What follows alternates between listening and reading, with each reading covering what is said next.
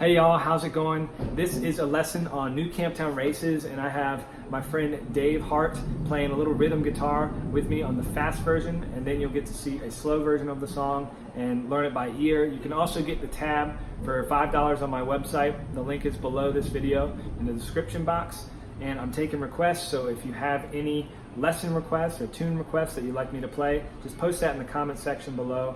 And also, as always, I have the membership site, Bennett Sullivan Student Membership, where you can sign up and get a bunch of video lessons, a bunch of tab, and a live Q&A with me every single month, where you can ask your questions about banjo, and I'll answer them. So subscribe if you're new, give this video a like, and enjoy new Camptown races.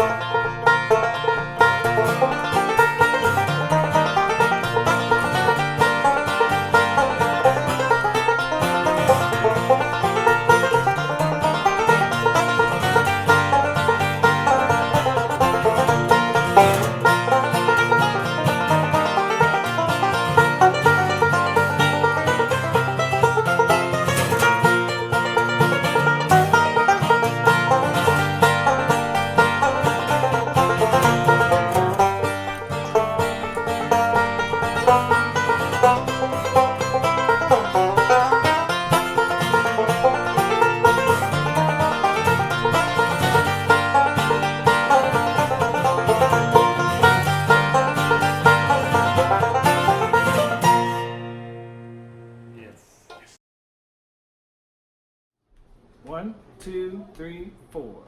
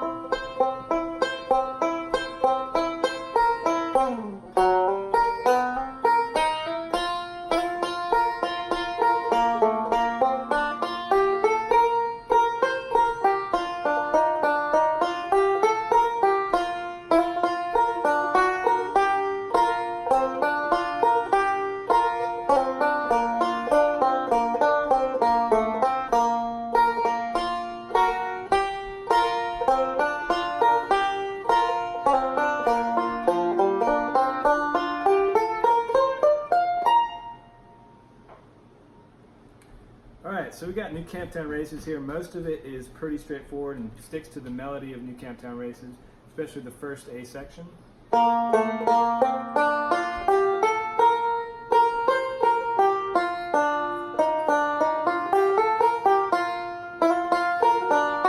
So before the E minor, I'm actually doing a passing tone and almost kind of like a B7 shape. And that just leads me up to that E minor note. It's technically G minor because we're in the key of B flat, but it's an E minor shape. And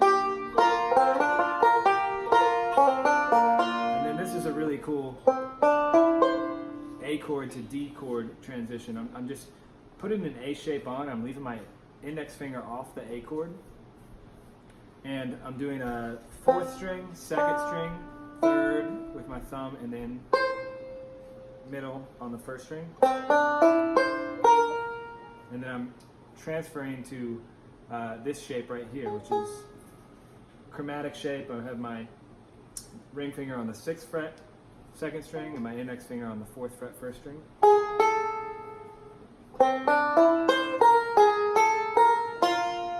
So that's all over the A chord.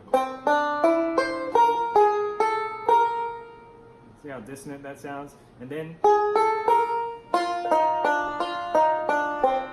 that's over a D chord. So that's just a descending D melodic scale.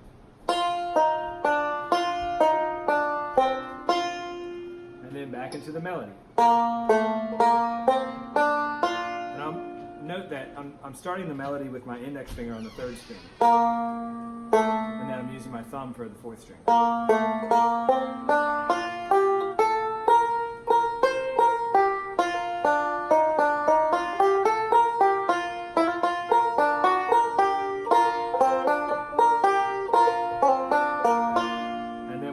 Single string run here. So, starting that with your thumb on the 3rd string.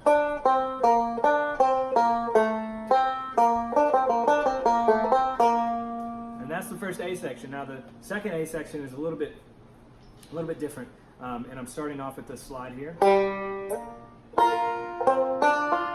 it starts off with some Scruggs style. Slide, pinch, slide again. And then I'm hitting that B flat note right there on the 5th fret, 1st string. And that's getting me into like a 7th chord lick, which leads really nicely into the 4 chord. And that's the 7th of the 1 chord. And then we're going...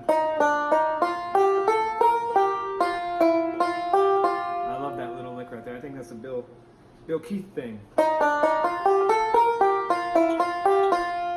Now we're going into our E minor position, but up the neck.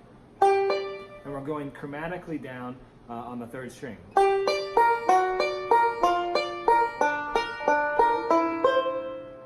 And that leads us down. So chromatically down, we're going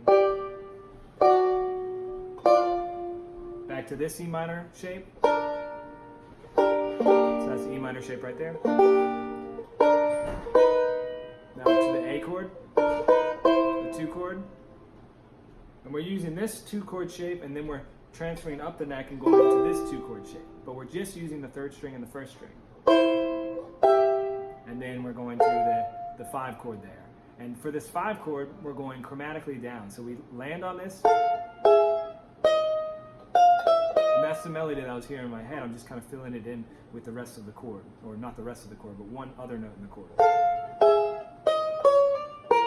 Alright, so before I get into that little syncopated pattern, the E minor goes like this.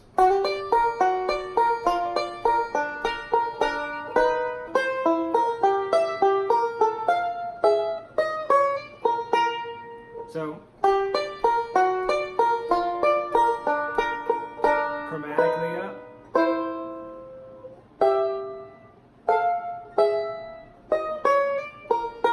And then I'm going, so that's on the, what is that, the 10th fret? And that lands me in that, popular Cumberland Gap position.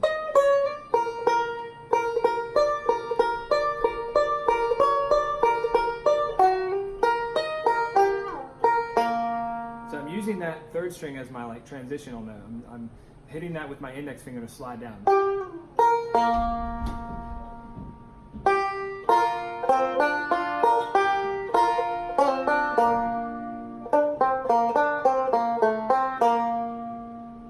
And then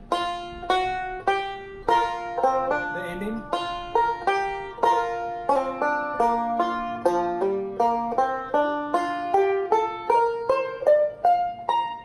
So that's mostly a single string run, and then it goes into melodic, and then back into single string. But what I'm doing is, so